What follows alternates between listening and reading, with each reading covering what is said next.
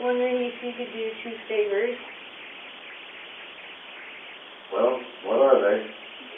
Taking me to the nearest police station. Well, actually, just one's fine. What's going on, son? Have a seat there. It's personal business.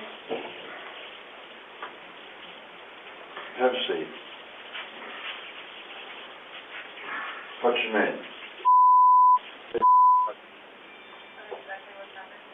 I just had a 12-year-old boy show up here at my front door asking for help.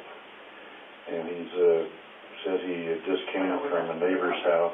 He's emaciated. He's got tape around his legs. He's hungry and he's thirsty. Need someone immediately. But he has duct tape around And big his ankle. injuries, there's sores around them. Yeah, there's sores around him. I think there's a good chance he's been...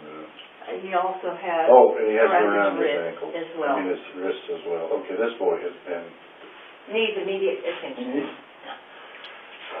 Oh, you were such a good kid. This kid has obviously been... I think he's been... so he escaped.